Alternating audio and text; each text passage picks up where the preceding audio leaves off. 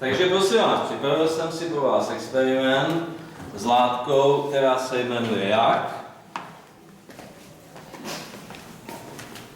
Chlorid andrasan. Ano, jaký má vzorec?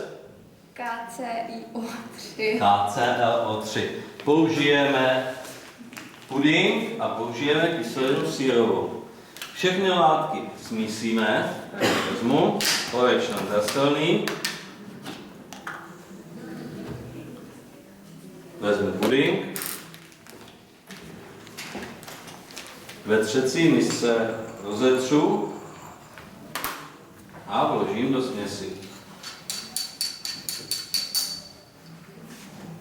Tak. Takže reakci spustíme oxidující látkou, což je kyselina sírová. Takže můžeme.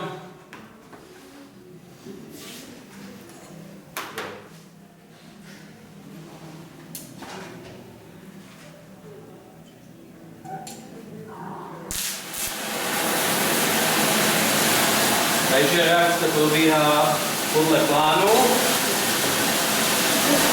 Jak se to zvrtlo? Kornan se zinkem exotermních reakcí já chtěl být pán, však jenom kmán. Jo, já jsem kmán, já učil jsem se málo pro svůj sen a tak nestal jsem se zatím chemikem. V bílém plášti po laborkách nechodím, nad svým snem sním, zatím jen sním. Já chemikem chci být, já reakce chci psát, 2 moly vodíku a kyslík za tepla slučovat. Třecí misce míchat rovnováhu počítat, chemikem chci být, jo být.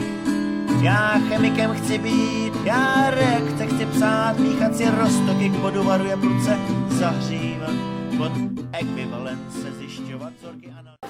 Takže pana učitele jsme převezli do nemocnice, je na jednotce intenzivní péče, ale nyní už je ve stabilizovaném stavu a jeho stav se nadále zlepšuje.